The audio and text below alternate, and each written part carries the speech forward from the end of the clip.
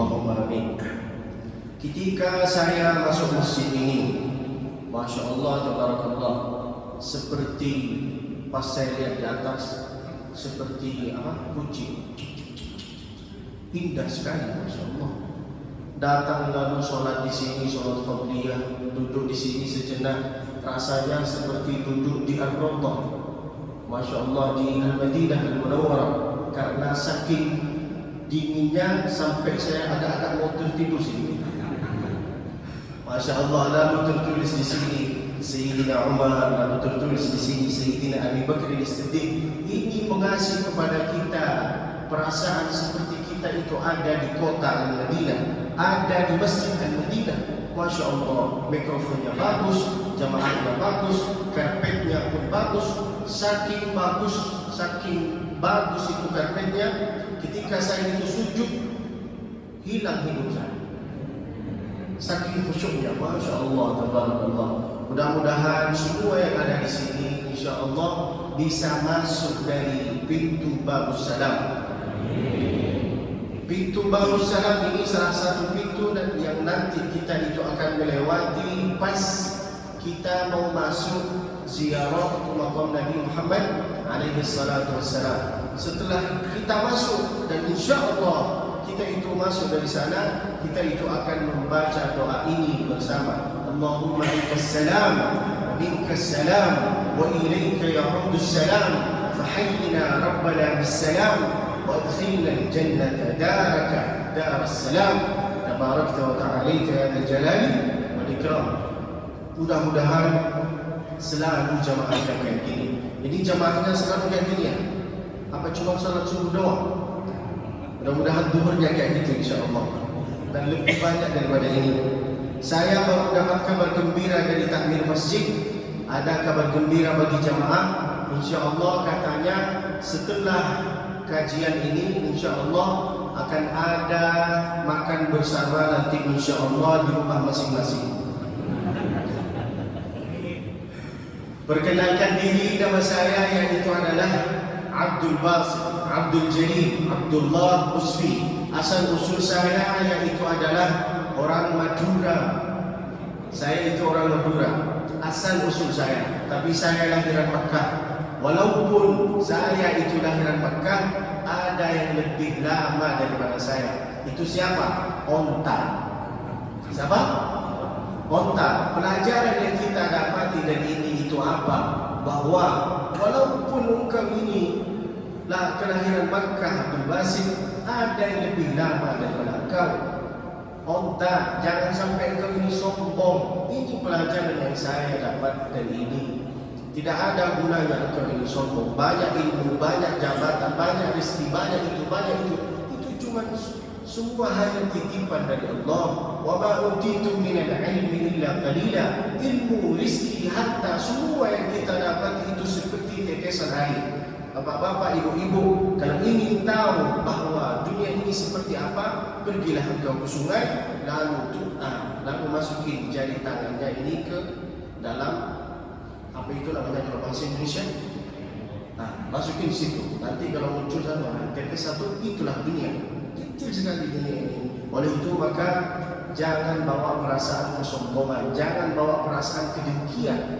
Selalu kalau bapak-bapak, ibu-ibu ingin cepat doanya dikabul oleh Allah Subhanahu wa taala, yaitu adalah ketika engkau ini lagi sujud, doalah di sana.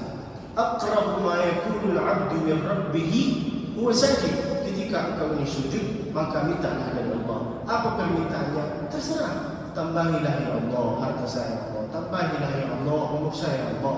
Tambahilah saya Allah harta saya, mobil saya, motor saya, bini saya, Allah. Amin. Yang mengatakan amin itu yang belum nikah. Ini sudah sudah punya cucu lalu mengatakan amin. La ilaha illallah. Masya Allah, tabarakallah. Lalu kemudian usia saya itu masih 25.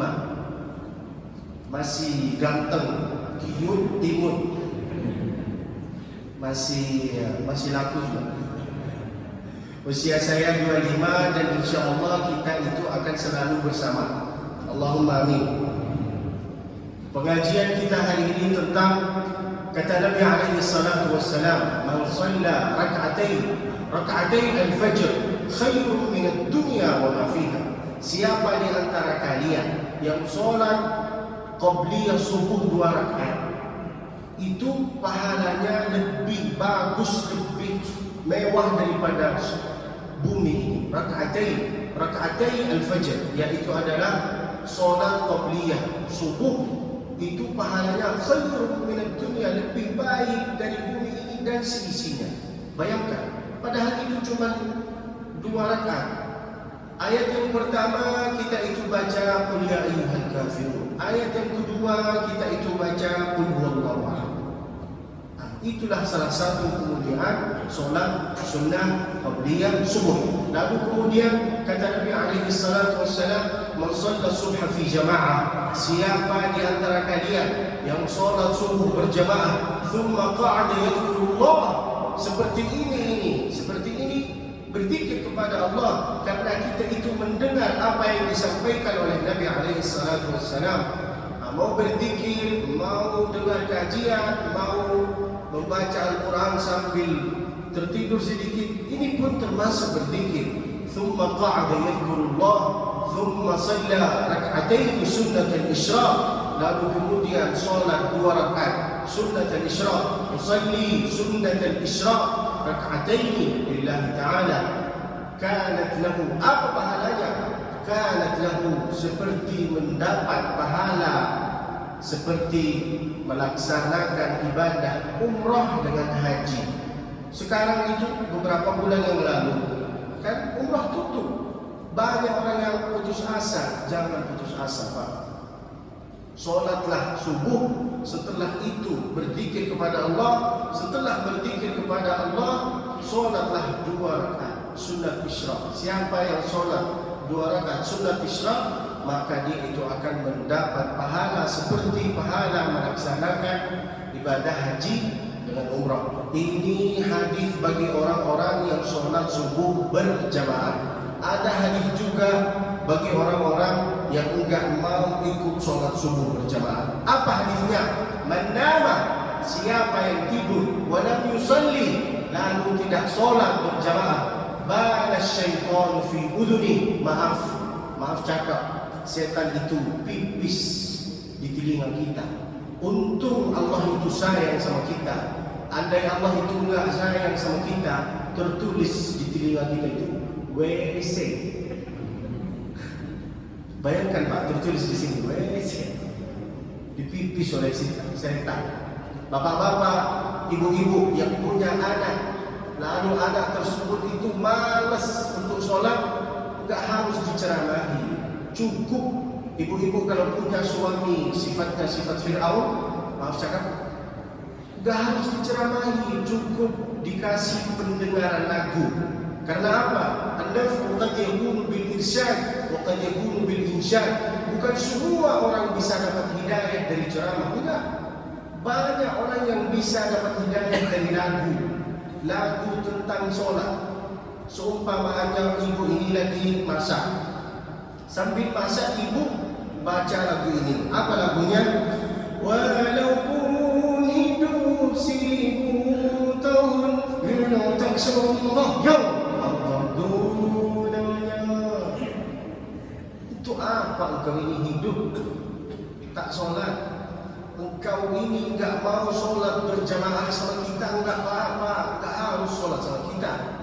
Nanti ada masanya kita itu akan sholat berjamaah untuk kamu. Allahumma ighfir lahu warhamhu wa'afihi wa'fu anhu. Baru terasa ngeri doa ini. Oleh itu maka sholatlah berjamaah. Kalau bapak-bapak, ibu-ibu ingin sholat dalam keadaan khusyuk di dalam sholat, maka caranya itu cuma satu. Apa? Anggaplah sholat ini sholat yang terakhir bagi kamu. Baru engkau ini terasa bahwa engkau ini akan bisa khusyuk di dalam sholat. Ini salah satu cara supaya kita itu bisa khusyuk di dalam sholat. Anggaplah solat ini solat yang terakhir. Setelah solat subuh saya itu akan mati. Gimana? Apakah saya itu siap akan menghadapi Allah Subhanahu Wa Taala apa enggak? Banyak orang kalau menghadap musibah langsung dia berharap dengan kematian. Jangan, tak boleh. Kalau kau siap, kau ini nanti disentil sama malaikat baru tahu. Jangan berharap dengan kematian. Kalau engkau menghadap dengan satu ujian atau satu musibah, langsung berdoa ini, Allahumma in kana Allahumma اكتب لي ما كانت الحياة خيرا لي وتوفني ما كانت الوفاة خيرا لي. Ya Allah, kasihlah kebaikan di dalam kehidupan aku, ya Allah. Allahumma amin. Alhamdulillah, setelah kita sholat berjamaah dan insya-Allah kita itu akan selalu berjamaah. Allahumma amin. Dan insya-Allah kita itu bisa istiqamah di dalam kehidupan ini. Ada 3 cara supaya kita itu bisa istiqamah di dalam kehidupan ini. Berapa, Pak? 3 cara supaya kita itu bisa istiqamah di dalam kehidupan ini. Yang pertama, mujalasatus sholihin, berkawanlah sama orang soleh. Kita aja kalau duduk sama orang yang tukang jual parfum, kita itu enggak jual parfum, cuma duduk di sampingnya. Gimana bau kita? Harum. Jadi harum. Itu contoh, sebagai contoh. Duduklah engkau sama orang yang tukang parfum, itu nama engkau ini jadi harum. Apalagi kalau kalian ini duduk sama orang soleh. Masya Allah, tabarakallah. Man sawal muwallina walla, wa man sawal musallina salla. Siapa temannya engkau, kalau engkau ingin istiqamah di dalam kehidupan ini, pilihlah teman-teman yang baik, yang selalu mengingatkan kepada kita ke solat, ke ngaji, ke makan, ke mana-mana, ke jalan-jalan, enggak apa-apa. Yang penting waktunya ini diatur. Kata Nabi SAW, enggak harus semua waktu kita itu ibadah terus, enggak. Nabi SAW bukan kayak gini. Nabi SAW bukan seorang yang duduk di masjid lalu berzikir lalu menunggu kematian, enggak. Nabi bukan kayak gini, Pak. Nabi itu ada saatnya semua. Sa'atun, sa'ah. Ada saatnya beliau ngaji, ada saatnya beliau ngajar, ada saatnya beliau bimbing, ada saatnya beliau perang, ada saatnya beliau duduk sama sahabat-sahabat Nabi, ada saatnya beliau berdagang. Apa kata Nabi alaihi salatu wassalam? Al-mu'minul qawi, mu'min, seorang mu'min yang kuat lebih baik, khairun, lebih baik, wa habbu ila Allah, daripada dan dicintai oleh Allah, khairun, lebih baik dan dicintai oleh Allah daripada mu'min yang lemah, yang loyo, cuma datang ke masjid lalu berharap dengan kematian. No. Islam ini bukan kayak gini, cuma datang berzikir dan menunggu kematian, enggak. Islam ini menyuruh kepada kita, carilah dunia, carilah akhirat. Oleh itu maka ada doa, Rabbana atina fid dunya hasanah wa fil akhirati hasanah wa qina adzabannar. Setelah itu saya itu akan bahas tentang maulid. Apa hukumnya maulid? Sekarang kan lagi tren. Apa hukumnya maulid itu? Bid'ah, haram, enggak ada di zaman Nabi. Mengapa kita itu bikin maulid? Padahal di zaman sahabat Nabi itu enggak ada. Enggak boleh kita itu puji-pujian, enggak boleh kita itu nampah sayyidina. Relax bro, jangan kayak gini. Apa hukumnya maulid? Dengarkan baik-baik. Ini pelajaran bagi kita supaya kita itu bisa jawab nanti. Apa hukumnya maulid? Kalau ada orang bertanya kepada bapak kayak gini, bapak itu jawab kayak gini. Ini jawabannya. Engkau ini tahu apa perbedaan maulid dengan maulud enggak? Tanya balik, jangan langsung jawab.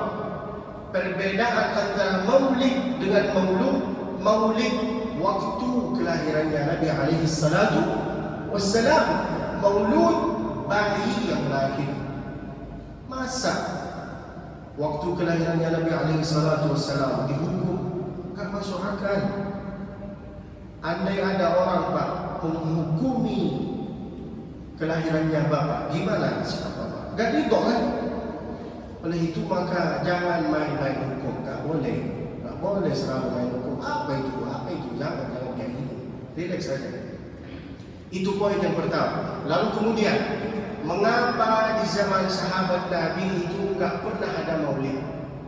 Karena jawabannya, karena di zaman sahabat Nabi ada sama mereka.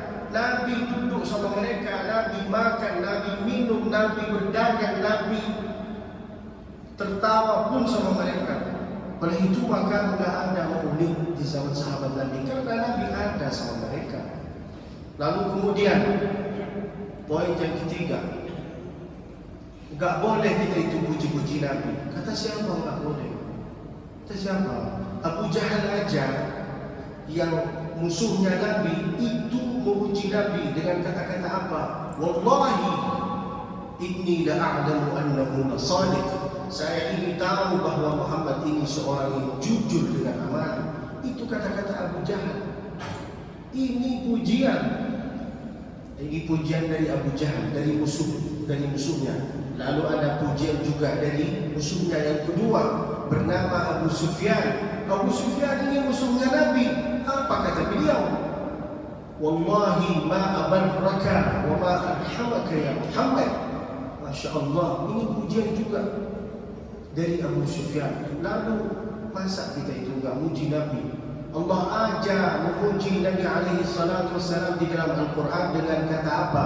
Wa innaka la'ala khuluqin 'azim. Allah, gitu dong.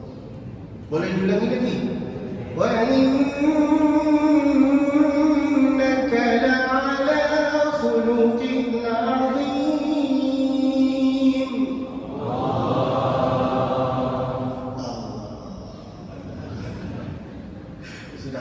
La ilaha illallah. Itu Allah Subhanahu wa taala sudah memuji Nabi-Nya Muhammad alaihi salatu wassalam. Dan poin yang keempat, enggak boleh kita itu menambah sayyidina. Enggak boleh. Itu enggak ada di dalam hati, enggak ada ini. Kata siapa enggak ada? Orang yang pertama yang mengaku, yang berkata dia itu sayyid apa enggak, yaitu adalah Nabi alaihi salatu wassalam sendiri. Beliau berkata apa? Ana sayyid waladi Adam wa la fakhr. Ana sayyidul thaqalain wal jin wal insi wal bashar. Oleh itu maka bacalah Allahumma salli ala sayyidina Muhammad wa ala ali sayyidina Muhammad kama sallaita ala ali sayyidina Ibrahim wa ala ali sayyidina Ibrahim. Dulu itu ada dua kelompok yang selalu berkelahi. Gara-gara apa? Pakai usolli atau enggak pakai usolli. Kelompok NU pakai usolli, kelompok Ahmadiyah enggak pakai usolli. Mereka itu berkelahi dari sholat Isya sampai jam 2 malam, Sekarang alhamdulillah enggak ada berkelahi lagi. Kok bisa? Karena dua-duanya enggak sholat subuh berjamaah. Jangan berkelahi lah. Ini yang pakai usolli, kenapa? Karena dia itu mau menghilangkan rasa waswasah, didaf'il waswasah. Ada beberapa orang kalau dia sholat, Allahu Akbar. Ini sholat apa ya? Subuh, apa qabliyah, apa ba'diyah, apa qada'? Karena solat itu terbagi 3. Adaan sekarang, qada'an pengganti, i'adatan diulang lagi. Maka dari itu dia pakai usalli fardhu subuhi rak'ataini mustaqbil al-qiblati. Sebagai apa? Imaman. Solatnya sekarang adaan apa qada'an apa i'adatan? Adaan imaman lillahi ta'ala. Oleh itu maka dia pakai usalli. Yang enggak pakai usalli apa-apa, mau pakai usolli alhamdulillah, enggak mau pakai usolli juga boleh. Salatullah salamullah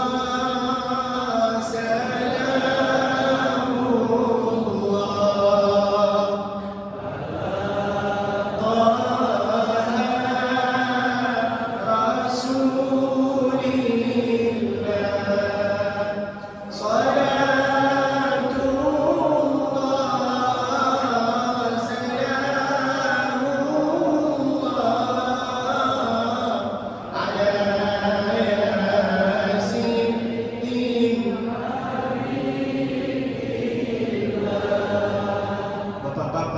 walaupun enggak hafal lagu ini enggak apa, pura-pura. Yang penting mulut ini bergerak. Mana suaranya? Ini sholawat ke baginda Nabi. Kerasa suaranya. Tawassalna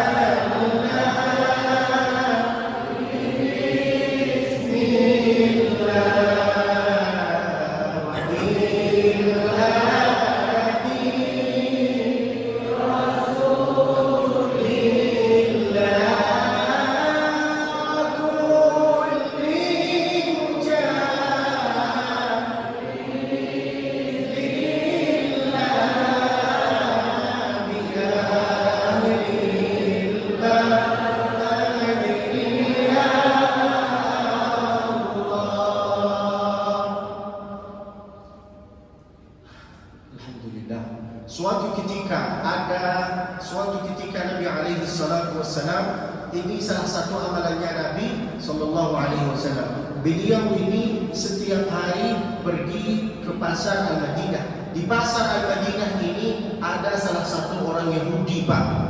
Dia itu buta. Nabi sallallahu alaihi wasallam setiap hari pergi ke pasar ini untuk apa? Untuk menjenguk si orang Yahudi yang buta.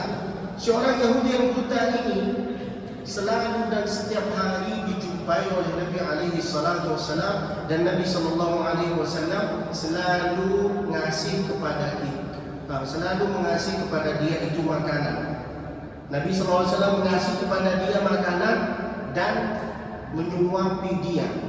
Bayangkan, Nabi sallallahu alaihi wasallam setiap hari datang ke pasar itu menghadapi si orang Yahudi yang buta. Si orang Yahudi yang buta ini selalu mengejek caci maki Nabi alaihi salatu wassalam setiap hari di hadapan Nabi secara langsung. Bayangkan, Pak, Bapak di posisi Nabi, lalu Bapak ini datang ke pasar selalu menjenguk seorang Yahudi, sampai Bapak ini menyuapi makanan kepada mulut seorang Yahudi. Apakah Bapak akan menyuapi dengan secara halus dengan lembut, apakah kayak gini?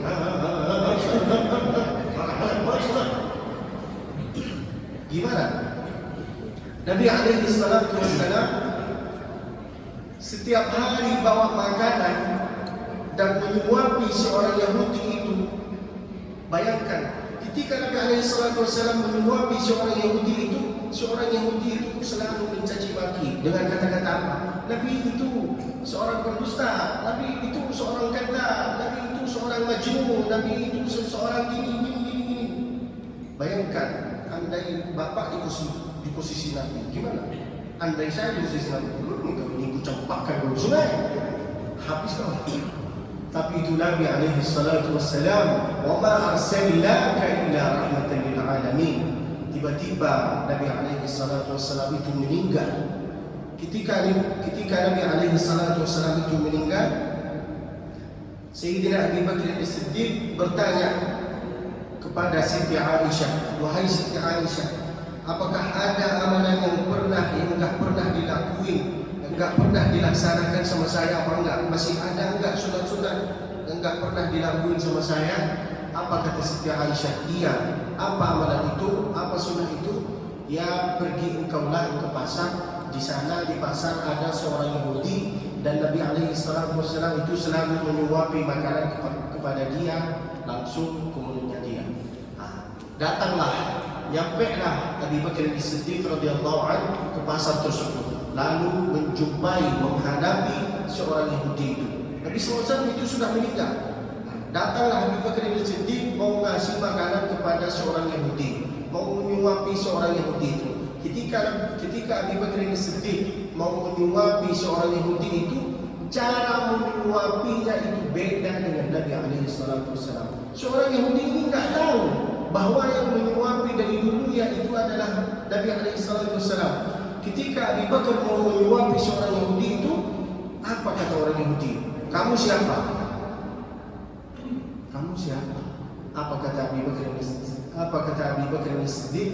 "Saya yang selalu datang ke sini untuk menyuapi kamu." Lalu apa kata seorang Yahudi? "Bukan kamu yang datang. Siapa yang sedang datang?" Apa kata Abu Bakar As-Siddiq yang sering datang kepada sini lalu menyuapi kamu makanan yang itu adalah Nabi alaihi salatu wassalam. Kaget beliau, si orang Yahudi. Nabi alaihi salatu wassalam yang selalu kasih menyuapi saya makanan, saya mencaci maki dia sampai dia menyuapi saya makanan sambil saya mencaci maki dia. Tapi yang itu Nabi, iya. Terus di mana dia? Itu sudah meninggal. Kaget beliau. Kok bisa si orang Yahudi itu tahu bahwa ketika Abu Bakar As-Siddiq itu bahwa yang datang kepada hari ini itu bukan Nabi, bukan dia orang lain. Kok bisa dia tahu? Karena cara menyuapi makanan itu beda. Nabi alaihi salatu wasallam itu lembut sekali. Cara menyuapinya itu lembut.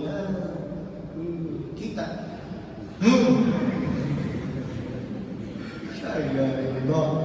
oleh itu maka belajarlah untuk apa bikin selalu acara maulid tentang Nabi. Itulah supaya kita itu selalu mendengar sejarah-sejarah Nabi alaihi salatu wassalam. Ketika Nabi alaihi salatu wassalam usia 35, 36, 37, 38, 39, 40. Dari usia 35 sampai 40 Nabi sallallahu alaihi wasallam belum dapat wahyu. Lalu kapan Nabi alaihi salatu wasallam dapat wahyu? Ketika usia 40 tahun. Usia 38, 39, 40. Bayangkan Pak. 38 beliau sallallahu alaihi wasallam sebelum turun wahyu, Nabi alaihi salatu wasallam setiap bulan Ramadan beliau naik ke gunung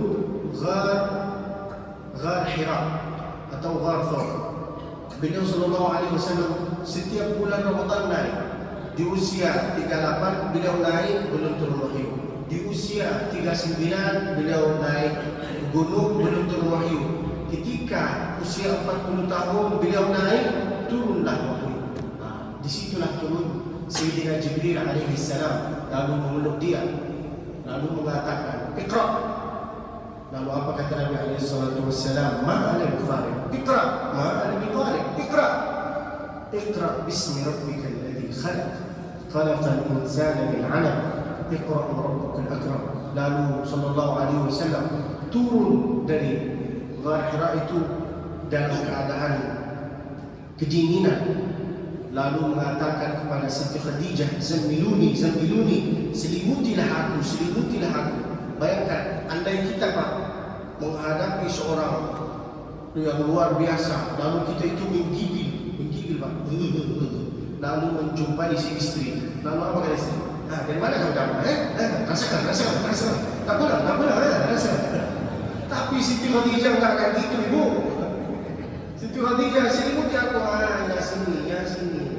Itu yang namanya cinta. Dan sekarang, apa itu cinta kalian? Itulah cintanya Nabi alaihi salatu wassalam kepada Siti Khadijah radhiyallahu anha. Lalu kemudian suatu ketika Sayyidina Al-Hasan, cucunya Nabi alaihi salatu wassalam. Cucunya Nabi alaihi salatu wassalam itu ada dua. Saya ini akan stop kajian ini ketika saya lihat kalau ada beberapa orang buka mulutnya kayak gini.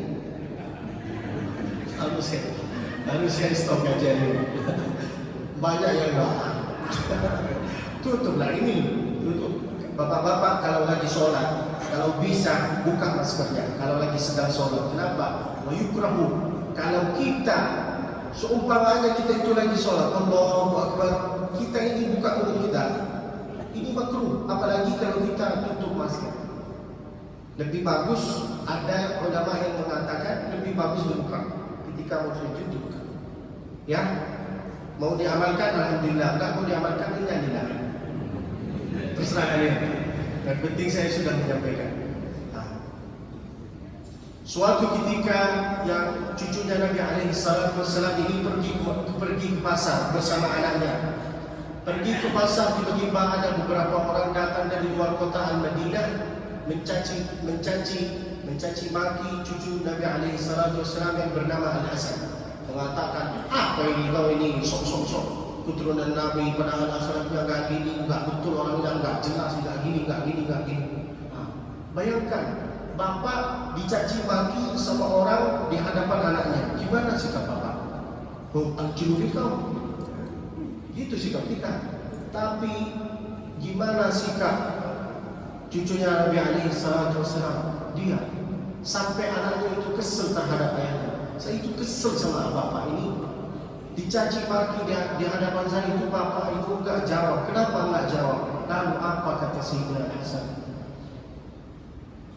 Sayyidina Nabi Muhammad alaihi salatu wassalam, kakekmu ini enggak pernah mengajarkan kepada saya kata-kata yang kotor sehingga saya itu bisa menjawab dengan kata-kata yang kotor. Itulah yang namanya al-akhlaq.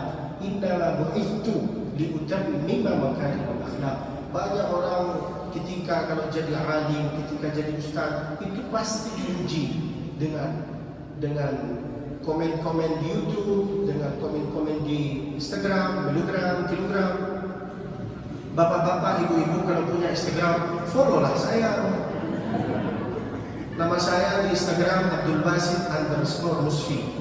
Nama saya di YouTube Abdul Basit Musfi. Subscribe, like, share, komen. Nanti bapak-bapak kalau balik ke rumah tulis di YouTube, di search Abdul Basit Musfi. Kalau nampak, alhamdulillah. Kalau enggak nampak, berarti paket internet bapak dengan ibu ini sudah habis. Jangan salah cara. Apa itu? Sallallahu ala Muhammad, sallallahu alaihi wasallam, sallallahu ala Muhammad, sallallahu alaihi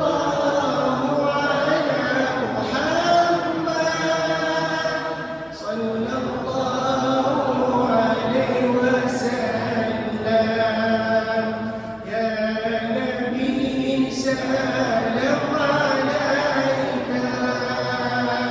ya Rasul salam alaika, ya Habibi salam alaika,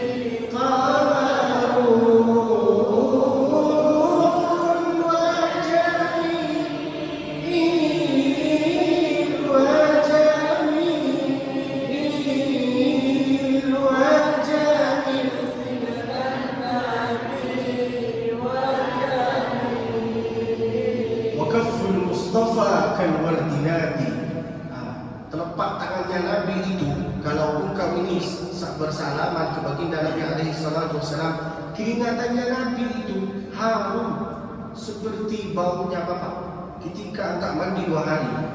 Harum sekali. Masya Allah, itu harumnya Nabi alaihi salatu wassalam. Ini sudah masuk waktu isya ya. Pengusir saya. Itu lengket. Keringatannya Nabi itu Pak, lengket Pak, harum, Masya Allah, seperti wangi kasturi.